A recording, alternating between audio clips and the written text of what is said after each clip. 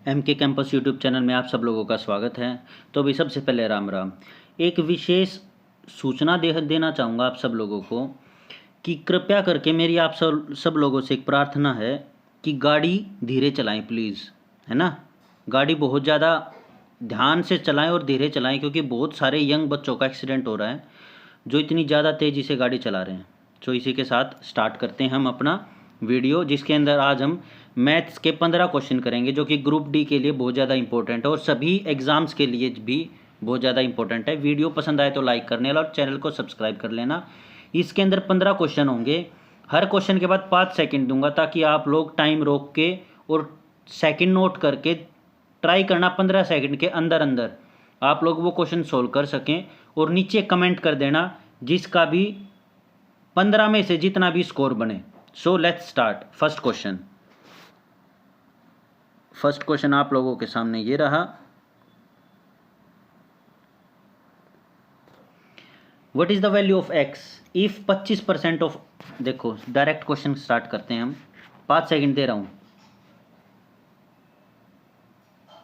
So time is over. देखो first question है 25% 480 का। 480 का 25% कितना होता है? 120। पहली स्टेटमेंट होगी कंप्लीट। Second 30% of 500। 500 का 30% कितना होता है? 150। दूसरी भी पूरी हो गई। प्लस x% ऑफ 90 यानी कि 9/10 of x is equal to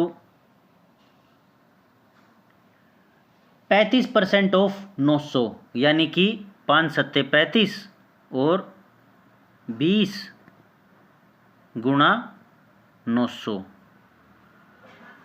ये समझ में आ गया। अब इस जीरो से ये जीरो कट जाएगी और 2 से 45 आ जाएगा। तो अब हम इसको जोड़ देते हैं। यह आ गया 270 जमा 9/10 x इज इक्वल टू 315। 45 सत्ते 315। अब हम इसको इधर जाके माइनस करेंगे 270 को, तो 9/10 x कितना आ गया? तो यह आ गया 45। तो x कितना आ गया? 9 से 45 को काटेंगे पंजे पे और ये 50 इसका आंसर आ गया। x की value 50 answer. So answer B is the right answer. Next question. LCM number दे रखा है 2 नंबरों का, एचसीएफ दे रखा है 2 नंबरों का, एक नंबर दे रखा है, दूसरा नंबर निकाल रखा है। 5 सेकंड स्टार्ट होते हैं अब।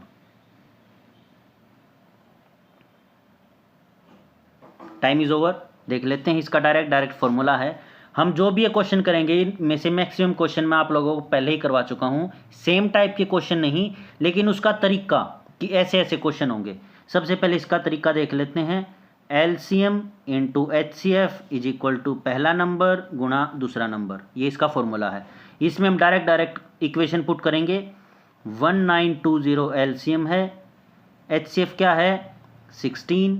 फर्स्ट नंबर क्या है? 128। सेकंड नंबर क्या है? निकालना है। ठीक है जी। अब हम इसको डायरेक्ट काटेंगे। 16 अट्ठे 128।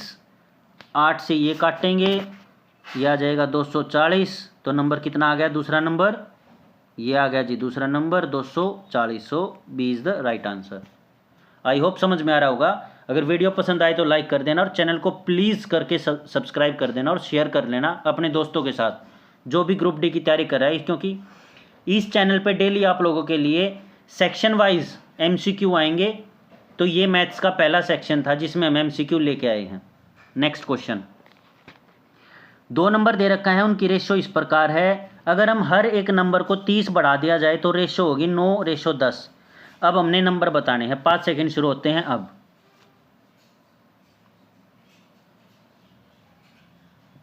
Time is over. देखो नंबर देख लेते हैं। 3:4 है। ये रेशो में नंबर है तो हम इसको क्या करेंगे? हम इसको नंबर मार लेंगे। नंबर क्या हो गया? एक 3x नंबर है, दूसरा 4x नंबर है, या 3a 4a, कोई भी नंबर मान लो। अल्फ़ाबेटिकल नंबर कोई भी ले लो। उसके बाद इसने क्या? 30 सब में जोड़ दिया।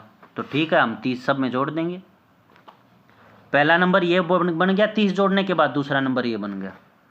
अब रेशो क्या हुई? 9/10। अब इसको निकाल लेंगे। ऊपरली इक्वेशन में से 3 कॉमन ले लेंगे तो ये 3 पे कट गया। अब 10 को क्रॉस 3 को यहाँ गुणा कर देंगे और 10 को यहाँ गुणा कर देंगे। समझ में आ गया।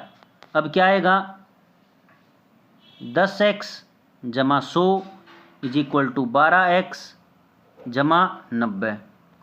अब x को इधर उधर करके यह आ जाएगा 10x is equal to 2x। x की वैल्यू कितनी आ गई 5। अब क्या पूछ रखा है नंबर पूछ रखा है, तो जो ये x थे ना ये वाला, इसमें x की वैल्यू पुट कर दो तो कितना आ गया 5 दिए 15 और 5 चौक 20, यानी कि नंबर आ गए 15 और 20। आई होप समझ में आ गया होगा। Next question, sum of the positive integer and its square is 2450। मतलब फाइंड द पॉजिटिव इंटीजर, मतलब ये कह रहा है कि sum of the positive integer and its square is 2450, यानी कि कोई भी छोटे से छोटा नंबर 2450 में जोड़ने के बाद क्या जोड़ें कि वो नंबर एक परफेक्ट स्क्वायर बन जाए। सीधी सी क्वेश्चन ये है। तो क्या जोड़ना है, देखो इसके आसपास का कौन सा नंबर जो परफेक्ट स्क्वायर है, तो वो है जी 50, यानी कि 2500। ठीक है, 24 का इससे काफ़ी नीचे हो जाएगा तो 2500 है जो परफेक्ट स्क्वायर है। तो 2500 में से हम कितने घटाए किया आ जाए, यानी कि 50, यानी कि 2450 में अगर हम 50 जोड़ें तो 2500 आ जाएगा और जो कि एक परफेक्ट स्क्वायर हो जाएगा। तो आंसर क्या है 50। नेक्स्ट क्वेश्चन, एक क्लास है जिसके अंदर 40 बच्चे हैं, 45% गर्ल्स हैं, 45%, ये याद रख लेना, गर्ल्स हैं, और जो रिमेनिंग बच गए 55% वो बॉयज़ हैं। एवरेज गर्ल्स का जो मार्क्स लेके आई वो है 54 और बॉयज़ लेके आए 46। तो एवरेज बताना है सारी की सारी क्लास का। देखो ये करेंगे, बहुत बढ़िया क्वेश्चन है। बच्चे कितने हैं जी, बच्चे हैं 40। समझ में आ गया। अब इसमें से गर्ल्स कितनी हैं, गर्ल्स और बॉयज़, तो जी गर्ल्स हैं 45%, बॉयज़ कितने हैं, तो जी बॉयज़ हैं 55%। अब 40 का 45% कितना होगा बताओ। देखो ऐसे नहीं, कोई भी मान लो ये है जी 40 नंबर, इसका 40% निकालना, तो कैसे निकालेंगे, इसका 10% क्या होगा 4, समझे, इसका 1% कितना होगा 0.4, ऐसे करके निकालते हैं। यानी कि एक एक जीरो शिफ्ट कर दे जाना, ऐसे ही नंबर घटता चला जाएगा। तो 40 का 10% 4, तो 40 का 40% तो 4 से गुणा कर दो 16, और 10% अगर 4 है तो 5% कितना आ जाएगा 2, तो यानी कि 45% बन गया ये। समझे या नहीं, बहुत ज़्यादा इजी तरीके से करवा रहा हूँ। तो यानी कि 40 का 45% कितना आ गया 16 और 2 18। अब 55% 22 आ जाएगा, 40 में से 18 घटा देना 22। सिंपल सा है ये, इतना समझ में आ गया होगा। ठीक है, चलो अब आगे कर लेते हैं। अब इसने क्या रखा है, जो गर्ल्स है ना, गर्ल्स के तो आए हैं 54 नंबर, यानी कि 18 गुणा 54 जमा 22 बॉयज़ हैं, और बॉयज़ के कितने आए हैं 46। समझा नहीं, तो ये है 46 डिवाइडेड बाय, डिवाइडेड में क्या आएगा टोटल नंबर ऑफ स्टूडेंट्स जो कि हैं 40। ये इक्वेशन सोल्व कर देना, आप लोगों का उत्तर आ जाएगा। उत्तर क्या आएगा नीचे कमेंट करके बता देना कि ये मेरा आंसर यही आया। Next question, the cost of 36 books, 36 books का कॉस्ट प्राइस इक्वल है 30 बुक्स के सेलिंग प्राइस के, तो उसका गेन परसेंट बताना है। मैं पहले बता रहा हूँ, इस वाले में से जो मैं क्वेश्चंस आप लोगों को करवा रहा हूँ, जो मैंने सीरीज स्टार्ट कर रखी है, डायरेक्ट क्वेश्चन आएंगे। सीईटी हो गया, एनटीए जो भी पेपर लेता है उनमें, सीजीएल, सीपीओ, सीएचएसएल, कोई भी पेपर हो डायरेक्ट क्वेश्चन आते हैं। अब इसको कैसे करेंगे, देखो सबसे पहले लिखेंगे सीपी कितना है 36 इज इक्वल टू एसपी कितना दे रखा है, एसपी दे रखा है जी 30। तो हम क्या करेंगे, अब सीपी के नीचे एसपी लिख लेंगे, यानी कि कॉस्ट प्राइस के नीचे सेलिंग प्राइस, और अगर ये मल्टीप्लाई में है और ये यहाँ मल्टीप्लाई में, यानी कि 30/30 36। तो इससे क्या पता लगा, इससे पता लगा कि जी कॉस्ट प्राइस तो ये है क्रय और ये विक्रय मूल्य है। तो यानी कि 30 की बुक कितने में बेची, 36 में। समझ में आ गई। तो कितने का प्रॉफिट हुआ, ये प्रॉफिट हुआ 6 रुपये का। 6/30 गुणा 100, 6 पंजे 30, 5 का 20, तो कितने हो गया 20%, इसका राइट आंसर। नेक्स्ट क्वेश्चन, ये बहुत बढ़िया क्वेश्चन है, ध्यान से सुन लेना। इसमें डायरेक्ट फॉर्मूला भी और दूसरे तरीके से भी करवाऊंगा, दो तरीके से करवाऊंगा ये क्वेश्चन। इसमें दे रखा है कॉस्ट प्राइस और सेलिंग प्राइस का डिफरेंस आप लोगों को 41 रुपये 2 साल के लिए और 5% इंटरेस्ट के साथ। तो इसमें हमें टोटल सम बताना है कितना आएगा। देखो CI माइनस SI बता रखा है जी 41। CI माइनस SI का डायरेक्ट फॉर्मूला होता है P इंटू R/100 की power T is equal to कितना दे रखा है ये 41। समझ में आ गया। P हमने निकालना है, R हमारे पास दे रखा है 5/100, टाइम कितना है 2 साल और ये 41। 5 से ये 20 टाइम्स कट गया और 20 का स्क्वायर करेंगे 400, तो P क्या आ गया 41 गुणा 400। इसको इधर मल्टीप्लाई भी तो करेंगे ना। अब ये कितना आ गया 4 एकम 4, 4 चौक 16, यानी कि 16,400 इसका राइट आंसर है। ये सम ऑफ मनी होगा, सी इज़ द राइट आंसर। अब इसका हम दूसरा तरीका कर लेते हैं। दूसरा तरीका कैसे है, अब देखो कोई भी चीज़ है उसका जो SI होगा ना वो हर साल इक्वल होगा, हर साल। यानी कि अगर 6 रुपये यहाँ रहे तो हर साल 6 रुपये आएंगे। लेकिन अगर हम कॉस्ट प्राइस लगाएं ना तो कॉस्ट प्राइस में हर साल जो पिछले साल का इंटरेस्ट बना ना उसके ऊपर भी ब्याज लगता है, यानी कि ब्याज के ऊपर ब्याज, ब्याज के ऊपर ब्याज, यानी कि तारीख पे तारीख, तारीख पे तारीख, वैसे वाला काम है। तो इसमें क्या है, इसमें मैं दे रखा है कि CI माइनस SI 2 साल का। अब हम क्या करेंगे, इन दो को तो लेंगे नहीं, ठीक है, हम सिर्फ इन दो को लेंगे। अब इसके ऊपर भी ब्याज लगा तो वो दे रखा है हमें 41 रुपये, यानी कि ये दोनों तो सेम हैं। और हमें क्या दे रखा है कि इस नंबर का 5%, समझना बात को, इस नंबर का 5% 41 है, ये हम x मान लेते हैं। x का 5% कितना है 41। तो क्या यहाँ से आप नंबर नहीं निकाल सकते। तो ये कितना आ गया 5 अट्ठे 40, 1 5 दूनी 10, 820। समझ में आया नंबर, ये आ गया जी 820। अब इस नंबर का 5% ये नंबर है सेम, तो यानी कि इसको हम कितने से गुणा करेंगे, इसको भी 20 से गुणा कर देंगे। 20 से क्यों किया, समझो बात को, इसको किस से काट दिया, 5 से काट दिया 20। अगर हमने 5 से ना डिवाइड करने की बजाय हम क्या करते, हम 41 को 20 से गुणा कर देते, तो नंबर क्या आ जाता 820 आ जाता।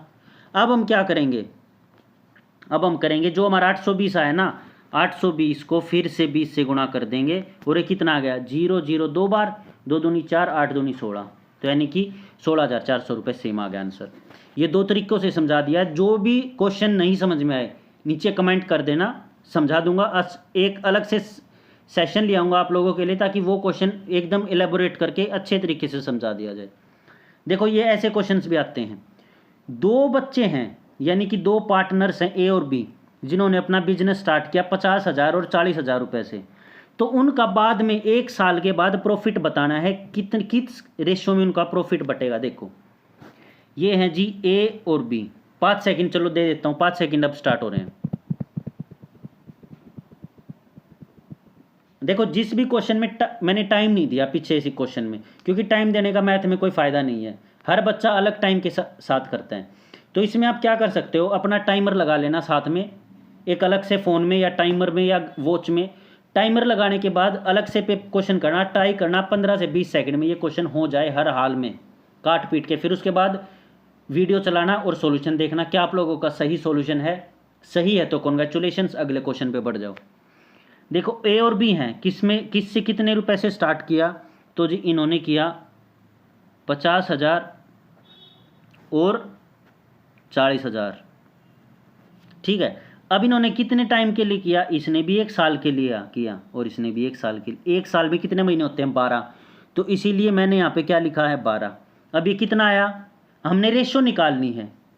अगर रेशो निकालनी है तो यानी कि वो नंबर कितना ही बड़ा हो हमें काटना पड़ेगा। तो हम क्यों ना इसको यहाँ की यहाँ काट दे, 12 से 12 कट गया, 0 से 0, तो यानी कि नंबर कितना आया, 5:4। हालांकि मैं ये क्वेश्चन 2 सेकंड में भी करवा सकता था, लेकिन आप लोगों को तरीका बताना बहुत जरूरी है, ऐसे क्वेश्चन होते कैसे हैं। चलो नेक्स्ट क्वेश्चन। रेशो दे रखी है कॉपर और एलॉय की, 2 हैं alloy, in alloy A and B, 2 चीज़ हैं ए और बी, इसमें कॉपर है और जिंक है। किस रेशो में दे रखी हैं, ए के अंदर कॉपर और जिंक दे रखा है जी 3:4 में। ये समझ लेना, ये क्वेश्चन बहुत बच्चों को नहीं आता, डायरेक्ट छोड़ के आते हैं। बी में क्या दे रखा है, 5:9 में। समझ में आ गया। अब इन्होंने कह दिया कि जी एक सी नया एलॉय बनाना है, सी, उसके अंदर हमने ए और बी को 2:3 में रखना है। तो इसके लिए क्या करेंगे, सबसे पहले ए और बी को हम इक्वल बनाएंगे।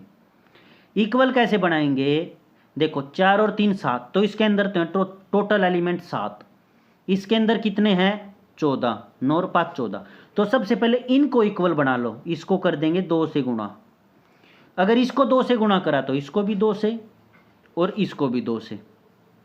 अब ये 14 हो गया, ये भी 14 होगा। अब ये रेशो इक्वल बन गई ए और बी की। अब हमने करना है कि जो ये है ना 2 को यहाँ मल्टीप्लाई कर दो सारों से, तो फिर ये जो नंबर है ना ये 2:3 की रेशो में आ जाएगा, जो हमें क्वेश्चन में कहा गया है। 3 से नीचे मल्टीप्लाई कर दो। अब ये हमारी ए और बी की रेशो 2:3 में आ गई। समझ में आ गया। अब जो नया एलॉय बनेगा सी, उसके अंदर क्या करना है, ए की नई रेशो क्या बन गई, ए की बन गई नई रेशो 2 दूनी 4 तिये 12 कॉपर और जिंक, 2 दूनी 4 चौक 16 ये बन गई। और बी के अंदर क्या बन गई, 5 तिये 15 और 9 तिया 27। अब सी की नई रेशो क्या होगी, इनको ऐड कर दो, बस आ गई सी की रेशो। 5 और 2 7, 1 और 1 2, 6 और 7 13, 2 और 2 4, तो नई रेशो आई 27:43। तो क्या आंसर हुआ आपका, answer number D is the right answer. Simple ऐसे करना है ये क्वेश्चन। चलो नेक्स्ट क्वेश्चन देख लेते हैं। ए कंप्लीट, ऐसे क्वेश्चंस भी आते हैं, पहले बता। इस प्रैक्टिस सेट में आपको हर तरह के क्वेश्चन मिलेंगे जो भी पेपर में आ सकते हैं, तो यहाँ से अपने मार्क्स पूरे करके चलो। हम लोगों ने एलसीएम, एचसीएफ, सिंप्लीफिकेशन ये पार्ट ऑलरेडी क्लियर कर चुके हैं। अगर आपको स्पेशली कोई वीडियो चाहिए तो नीचे कमेंट जरूर कर देना, मैं वही वीडियो आप लोगों के लिए प्रोवाइड कर दूंगा। अब हमने रीजनिंग का, साइंस का, हरियाणा जीके का, ये 3 पार्ट ऑलरेडी लेके आ चुके हैं। अब ये चौथा पार्ट है मैथ्स का, और ये मैथ्स का पहला पार्ट है। देखो ए कंप्लीट करता है 20% काम 5 दिनों में, तो 100, देखो 20% काम किया 5 दिनों में, तो 100% कितने दिन में करेगा, 25 दिन में। सीधी सी बात है। देखो नहीं समझ में आया तो 20 को 100 में कितने से गुणा करना पड़ेगा, 5 से, तो 5 से ही 5 को गुणा कर दो तो 25 आ गया। तो यानी कि ए को 100 काम करने में कितना टाइम लगेगा, 25। समझ में आ गया।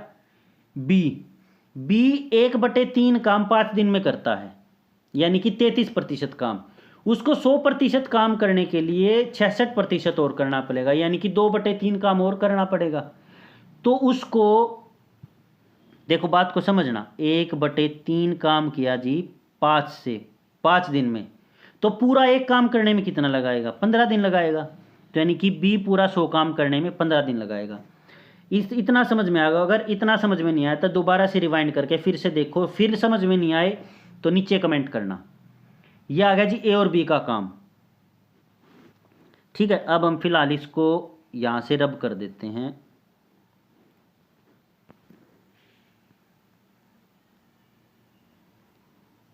ये ऐसे, ठीक है। चलो अब हम करते हैं ए और बी। ए और बी का पूरा 100 काम आ गया। अब क्या किया इसने, they begin the work together. अब इन्होंने क्या किया, अब ये कर रहे हैं कि जी इन्होंने इक्वल काम करना शुरू कर दिया। ये हमने काम की एक रेखा ले ली, इक्वल काम करना शुरू कर दिया ए और बी ने। अब क्या किया, begin the work together but B leaves after 3 days। अब 3 दिन के बाद बी ने काम छोड़ दिया, यानी कि 3 दिन के बाद ए ने तो काम किया और बी ने भी काम किया, लेकिन बी ने काम छोड़ दिया और ए ने अपना काम चालू ही रखा। अब इसने बताया टोटल नंबर ऑफ डेज। अब ऐसा करो, यहां पे ना 17 लिख लो और यहीं पे वीडियो को पॉज करके इसका आंसर बता देना अपने मन में। चलो अब आगे करते हैं। तो इनका ए और बी का टोटल काम कितना हो गया, टोटल काम हो गया 75। इनकी एफिशिएंसी कितनी आ गई, ए 75 काम कितनी एफिशिएंसी से करता है, 3 की एफिशिएंसी से, और ये 5 की एफिशिएंसी, यानी कि 75/25 और 75/15 करेंगे तो ये एफिशिएंसी आ गई। तो यानी कि ए जो है ना एक दिन में 3 काम करता है और बी एक दिन में 5 काम करता है। इसका मतलब सीधा सीधा ये है जो मैंने अभी समझा रखा है आप लोगों को। चलो नेक्स्ट कर लेते हैं अब, जो इसके बाद आएगा नेक्स्ट पार्ट। अब इन्होंने कहा कि ए और बी ने कितने दिन काम किया, 3 दिन। समझे बात को। तो ए और बी की एफिशिएंसी कितनी है, ए और बी ने एक दिन में कितनी एफिशिएंसी से काम किया, 5 और 3 8, और कितने दिन काम किया, 8 या 24। तो यानी कि ए और बी ने एक दिन में 24 काम कर लिया और टोटल काम कितना है जी 75। तो यानी कि 75 में से हम 24 घटा देंगे। इतना समझ में आ गया होगा। अगर इतना समझ नहीं आया तो नीचे कमेंट जरूर कर देना या फिर रिवाइंड करके दोबारा से वीडियो को देख लेना। आप लोगों को 100% समझ में आ जाएगा ये जो भी मैं समझा रहा हूँ। समझ में आया। अब कितना काम बच गया इसमें से बच गया जी 51 काम। अब 51 ए जो है ना वो कितने दिन में करेगा, ए एक दिन में कितने करता है, 3 काम करता है। तो 51 काम कितने दिन में करेगा, 51/3 कर देंगे। तो ये कितना आ गया, 3 एकम 3 2 3 सत्ते 21, तो यानी कि 17। तो ए तो जो बचा हुआ काम था वो करेगा 17 दिन में, और ए और बी ने काम किया 3 दिन, तो 17 और 3 20। इसका आंसर है 20। कई बच्चों ने 17 लगाया होगा, आई नो, इसीलिए मैंने आप लोगों का ए में 17 किया था। ठीक है, ये समझ में आ गया होगा। नहीं समझ में आया तो रिवाइंड करके दोबारा देखो, समझ में आ जाएगा। नेक्स्ट क्वेश्चन, एक rectangular with parameter 50 centimetre. Rectangle के पैरामीटर का फॉर्मूला क्या होता है, 2 × L + B। ठीक है, या हम ये कर लें L + L + B + B। आप लोगों को ये मैंने पहले बता रखा है। नहीं समझ में आया तो वीडियो जाके देख लेना, पीछे मैथ्स के सेक्शन में मिल जाएगी बेसिक्स 6th क्लास की। वहाँ पे आप लोगों को कंप्लीट समझ में आ जाएगा कैसे निकालते हैं कैसे नहीं। चलो अब इसने दे रखा है, रेशियो में दे रखी है दोनों साइड 1:4। अगर ये रेशियो है तो उनकी साइड कितनी आ जाएगी, x, और दूसरी साइड 4x। ये समझ में आ गया। चलो आगे कर लेते हैं। अब ये पेरीमीटर की जगह पे ये लेंथ आ गई और ये ब्रेड्थ आ गई, या ये लेंथ मान लेते हैं ये ब्रेड्थ मान लेते हैं, कुछ भी मान लो, मर्जी है। ये चीज़ हम यहाँ पुट कर देंगे तो नई चीज़ क्या निकल के आएगी, पेरीमीटर। तो ये वो कितना आ गया, 2 × 4 और 1 5x।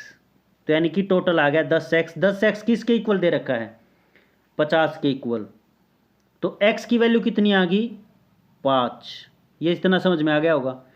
अब इसने कहा कि what is the perimeter of square. Square का पेरीमीटर कितना होता है, 4a। ये समझना बात को। 4a निकालना है, whose area is same as that of the rectangular. अब देखो रेक्टेंगल का एरिया कितना है, सबसे पहले हम स्क्वायर का एरिया कर लेते हैं। स्क्वायर का एरिया कितना है, देखो साइड है ये, साइड ये नहीं है, साइड अभी हम रुको। x की वैल्यू जो है ना यहाँ पुट कर देते हैं, तो इससे क्या हो जाएगी, इससे हमारा रेक्टेंगल का एरिया आ जाएगा। तो रेक्टेंगल का एरिया कितना आ जाएगा, 4 लेंथ × ब्रेड्थ, 4x² आ गया। अब 5 हम यहाँ करेंगे, 25 चौका 100, तो यानी कि रेक्टेंगल का एरिया आ गया 100। इतना समझ में आ गया, रेक्टेंगल का एरिया आ गया 100। अब ये किसके एरिया के इक्वल है, ये है जी स्क्वायर के एरिया के इक्वल। तो यहाँ से स्क्वायर की कितनी साइड आ गई, 10 साइड आ गई। और स्क्वायर का पेरीमीटर पूछा है तो साइड आ गई 10, तो स्क्वायर का पेरीमीटर क्या होता है 4 इंटू ए, तो साइड 10 है तो 4 गुना 10 कर देंगे तो कितना आ जाएगा 40। पेरीमीटर ऑफ द स्क्वायर कितना आ गया जी 40। ये इसका राइट आंसर है। समझ में आ गया। चलो नेक्स्ट कर लेते हैं अब हम नेक्स्ट क्वेश्चन। कोड दे रखी है ए और B of a circle intersect externally at point P. देखो बहुत बढ़िया क्वेश्चन है। ये एक सर्कल है, चलो ऐसे नहीं और थोड़ा सा अच्छे से बना लेते हैं, फैशनेबल सर्कल बनाएंगे हम लोग जो थोड़ा सा अच्छा भी लगेगा। ये एक सर्कल है, थोड़ा सा ऊपर चला गया ये यार। ये एक सर्कल है, ठीक है जी। अब इसके अंदर कहा इसने कि जो ये कोड है ना, दो कोड हैं, ये बाहर जाके मिल रही हैं। ये दो कोड ऐसे करके बाहर कहाँ मिल रही हैं पी पे, और इन कोड का नाम है ए बी और सी डी। इतना समझ में आ गया। अब इनकी वैल्यू दे रखी है। इसका पहले मैं फॉर्मूला बताता हूँ। फॉर्मूला होता है इसका P A into P B is equal to P C into P D. अब कोई भी तरीका क्वेश्चन हो, ये फॉर्मूला होता है इसका। कैसे? इसका गुणा इसका मल्टीप्लाई, इसका गुणा इसका, ये होता है इसका फॉर्मूला सीधा साधा। ये होता है इसका डायरेक्ट फॉर्मूला। अब इसमें वैल्यू पुट कर देना और आंसर मेरे को जरूर बता देना नीचे कमेंट करके कि आप लोगों का आंसर क्या आया। ठीक है, राइट आंसर मैं बता देता हूँ, 8.8 is the right answer. Next question देखो, ये बहुत बढ़िया क्वेश्चन है। अब इसमें दे दिया A square plus B square minus plus 4ac is equal to, ये इक्वेशन दे दी। इसमें हमें ये बताना है A square plus B square plus C square क्या होगा। इसको बहुत सारे बच्चे छोड़ देते हैं, देखते ही छोड़ते हैं। देखो समझ लेते हैं। इसमें दे रखा है A square plus B square plus C square is equal to, bracket को खोल लेते हैं, 2a plus 2b minus 4c minus 6। इतना समझ में आ गया। अब हम जब इसको इधर करेंगे, इसको भी इसके साथ और इसको इसके साथ, तो ये फॉर्मूला क्या बन जाएगा, a माइनस 1 का whole square plus b minus 1 का whole square plus 2c minus plus 1 का whole square is equal to 0। ये फॉर्मूला बन जाएगा। क्यों? क्योंकि A square plus B square plus 2ab is equal to A plus B का whole square होता है। अब ये है प्लस में, इधर जाके माइनस में आएंगे तो इसीलिए माइनस माइनस। ये है माइनस में, इस साइड जाके प्लस में आएगा तो ये प्लस आ गया बीच में, सिंपल। अब यहाँ से ए और बी की वैल्यू क्या आ जाएगी, ए बी और सी की वैल्यू क्या आएंगी, 1 1 और -1/2। इतना समझ में आ गया। अब ये वैल्यू उठा के यहाँ पुट कर दो, आप लोगों का आंसर आप लोगों के सामने बहुत जल्दी। आंसर क्या आएगा, आप लोगों का आंसर आएगा 4 4 8 और 1 9, 9/4 आप लोगों का आंसर आ जाएगा, सिंपल। ठीक है, चलो नेक्स्ट क्वेश्चन, ये सोल्व कर लेना। नेक्स्ट क्वेश्चन ये है, ये मैं बताऊंगा आप लोगों को हिट एंड ट्रायल मेथड से कैसे करते हैं। हिट एंड ट्रायल से लंबा तो और कोई बताता है। चलो, सीकेंट थीटा माइनस को secant theta is equal to 0। इसमें क्या करेंगे, हमने सबसे पहले ना ये जो इक्वेशन है ये प्रूफ करनी है मन मन में। कैसे? अगर हम इसको 30 रखेंगे थीटा को तो क्या हो जाएगी, नहीं होएगी। 60 नहीं होएगी, 45 से हो जाएगी। कैसे? कोस सीकेंट थीटा होता है √2 और माइनस कोसिकेंट थीटा √2, तो जी √2 से √2 कट गया, 0 आ गया। तो ये तो हो गया प्रूफ, यानी कि थीटा की वैल्यू कितनी होगी, 45। अब थीटा की वैल्यू यहाँ रख दो 45। क्या आएगा, सीकेंट थीटा √2 का स्क्वायर 2 प्लस √2 का square 2 is equal to 4। 4 is the right answer. बहुत ज़्यादा इजी क्वेश्चन था। नेक्स्ट क्वेश्चन, एक जो व्हील है ना, एक व्हील है, उसका डायमीटर हमें दे रखा है, कितना दे रखा है, डायमीटर 98। ये एक व्हील है, व्हील का हमें डायमीटर दे रखा है जी इस प्रकार ये 98, तो इसका रेडियस कितना आ जाएगा, रेडियस आ जाएगा जी 49। समझ में आ गया। अब इसको बताना है कि ये कितने नंबर ऑफ रिवॉल्यूशन करेगा, यानी कि यहां से जब घूमकर उल्टा यहां पर आ जाएगा तो एक रिवॉल्यूशन हो जाएगा सिंगल, ऐसे ही 2, ऐसे ही 3।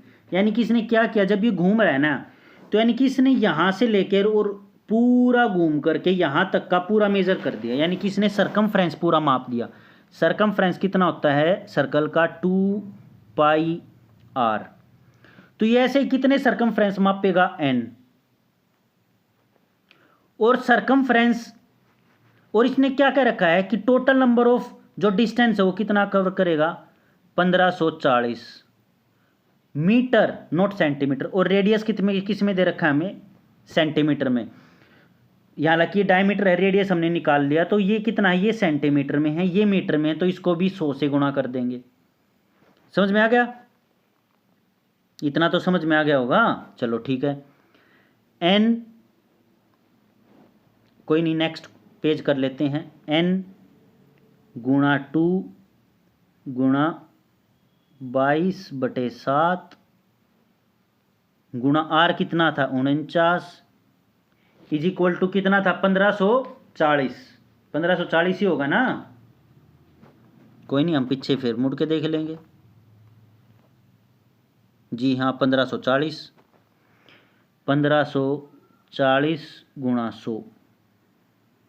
ठीक है, अब हम इसको काट देंगे। देखो 22 सत्ते 154 और 0 एज इट इज, समझे। 22 सत्ते 154, हाँ ठीक है, 0 एज इट इज। 7 सत्ते 49, समझे। 7 दूनी 14 पंजे 70, तो n कितना आ गया 500। तो यानी कि ये 500 रिवॉल्यूशन करेगा, समझे। जब जाके ये डिस्टेंस करेगा 1540, 1,54,000 सेंटीमीटर, और जब उसका रेडियस होगा 49 सेंटीमीटर। तो ये इस प्रकार से करेगा। देखो ये आंसर कौन सा होगा, 500। तो इसका 500 इज द राइट आंसर। अगर वीडियो पसंद आए तो लाइक कर देना और चैनल को सब्सक्राइब कर लेना, और अपने दोस्तों को जरूर बताना कि भी ऐसे ऐसे एमके कैंपस पे फ्री ऑफ कॉस्ट में प्रैक्टिस सेट चल रहे हैं, तो वो जरूर से जरूर लगाना। दिन का आधा घंटा 1 घंटा बैठ करके जरूर लगाओ। कोचिंग आप कहीं से लेते रहो, नो इश्यूज़, ठीक है। तो स्टे कनेक्टेड, अपना और अपने परिवार का ध्यान रखें, और जब भी ट्रैवलिंग करें हेलमेट और सीट बेल्ट का जरूर यूज़ करें। And all the very best and signing out.